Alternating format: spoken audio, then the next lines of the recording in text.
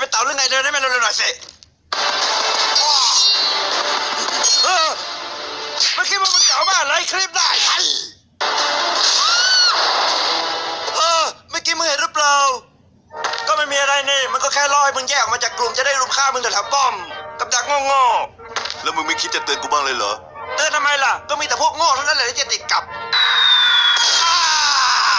มันหลอกจะฆ่าศัตรูทุกคนแล้วมันหลอกก็จะทำลายป้อมศัตรูเพื่อใช้ชานี่มันกับดักเยี่ยมเราเสียเพื่อนตั้งแต่เริ่มเกมช่วยมาหลอกตัวมึงคิดว่าเราควรจะเข้าไปช่วยมาหลอกดีหรือเปล่าไม่คนมันมีเยอะเดี๋ยวเข้าไปก็ตายแล้วนี่มันเกมทีมฝั่งละ5 คนไม่ใช่เหรอแล้วคนอื่นมันไปไหนหมดเนี่ย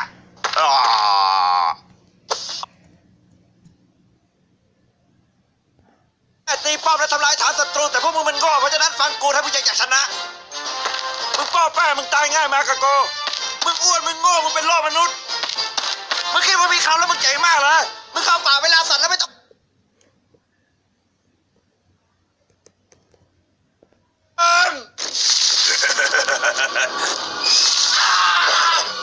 อยู่เฉยๆกูไม่รู้ว่าที่บ้านมึงโตมายังไงแต่ทำไมมึงต้องปากหมาแบบนั้นด้วยวะเย้พวกโง่ป้อมมึงเป็นของกูแล้วนะคนจัดการ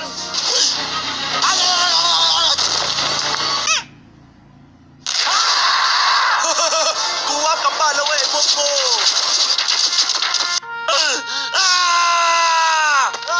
มาหลอกขอโทษไม่เป็นไรมาหลอกวันหลังก็ระวังให้ดีกว่านี้แล้วกันขอบใจมากเว้ยไอ้อ้วนหลอกเสียป้อมแรกไปกับป้อมเองมาหลอกก็แค่อยากช่วยอยากช่วยเหรอทำไมไม่ลองไปยืนให้รถ10 ล้อมันทำเพื่อตัวเองจะมีประโยชน์บ้างล่ะไอ้ก้อนไขมันติดปีกยอนมึงไม่ต้องใจร้ายกับมาหลอกขนาดนั้นเลยนี่กูยังด่าน้อยไปเพราะมึงก็ด้วยมูลาดถ้ามึงไม่เอาแต่พูดมากป่านนี้ป้อมเราก็ไม่โดนระเบิดหรอกไอ้ไร้ประโยชน์นี่ความผิดกูเหรอนั่นโชคดีตีป้อมคนเดียวแล้วกันเพราะกูจะไม่กวนมึงอีกแล้วไปเลยกูตีป้อมคนเดียวก็ได้ยังไงทีมกูก็มีแต่พวกโง่ๆอยู่แล้วแต่ก็น่าคิดในโอมาที่เขาป่ามันหายไปไหนแล้วยอดมูลาดมีใครอยู่แถวนี้หรือเปล่ากูกลัว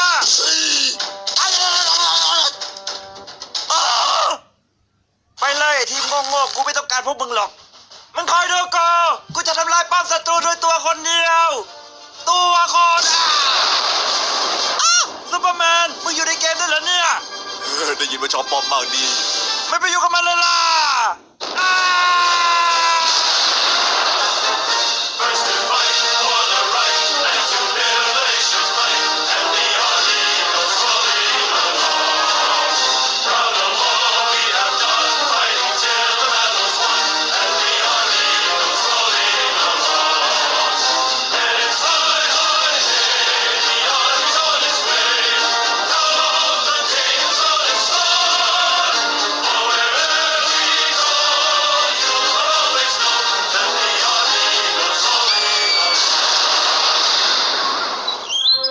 ต้องขอโทษด้วยที่กูเคยดูถูกพวกมึงไว้แต่เห็นได้ชัดว่าเราจะชนะไม่ได้ถ้าเราไม่ร่วมมือกันเป็นหนึ่งมึงรู้ใช่ไหมว่ามึงกำลังพูดกับพวกครีปอยู่ก็ใช่นะสิทำไมมึงคิดว่ากูจะกลับไปง้อทิ้งโง่แบบพวกมึงเหรอครีปทำลายป้อมเพื่อชัยชนะ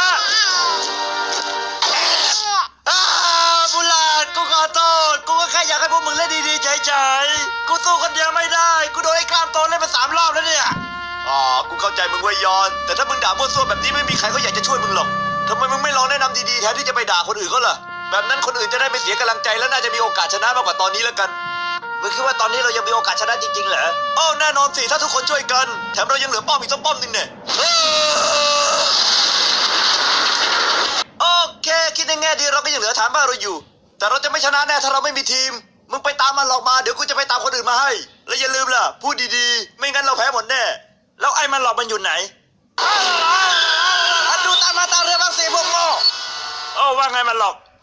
นักธนูใจร้ายอย่าด่ามันหลอกให้ใจเย็นๆเพื่อนมันหลอกกูขอโทษไว้ที่เคยด่ามึงไว้แบบนั้นมึงอาจจะพลาดแต่ก็ไม่ใช่เหตุผลที่กูต้องไปด่ามึงให้รถ10 ล้อทับแต่ทีมเราคงชนะไม่ได้แน่ถ้าไม่มีมึงพอจะกลับมาช่วยเราหน่อยได้ไหมแปลว่ามันหลอกมีประโยชน์ใช่ไหมใช่ทีมเราต้องการแทงเย้มาหลอกรู้สึกดีขึ้นมาหลอกจะได้ไม่ต้องยืนรอให้รถ10 ล้อมาทับเพื่อให้ตัวเองมีประโยชน์นั่นแหละเหตุผลที่มึงมาอยู่ตรงเนี้ย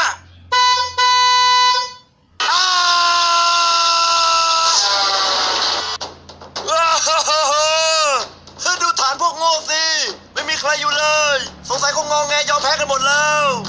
ไปเลยพวกลูกน้องโง่ๆทำลายฐานมันแล้วจบเกมนี้ซะ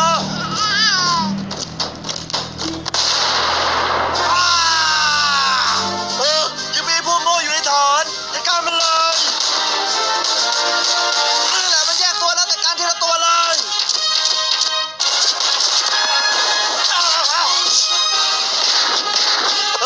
มันโจมตีมาจากข้างหลัง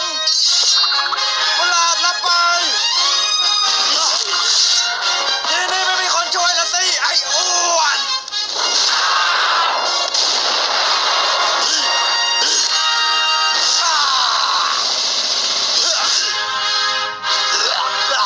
นี่ยังไม่จบหรอกเว้ยพวกมึงจะต้องเสียใจที่เข้ามา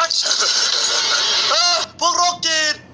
ทำดีมากไอ้เพื่อนมิตรฐานเอาสอนกระเจ้าไปแดง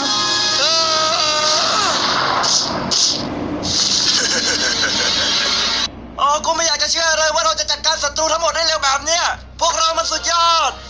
เห็นไหมล่ะว่ามันดีกว่าเยอะถ้าเราจะแนะนำดีๆแทนที่จะไปด่าทอคนอื่นให้เสียกำลังว้าวเกมนี้อีกฝั่งมันต้องมี5 คนสิมีใครเห็นไอ้ซูเปอร์แมนบ้างล่ะ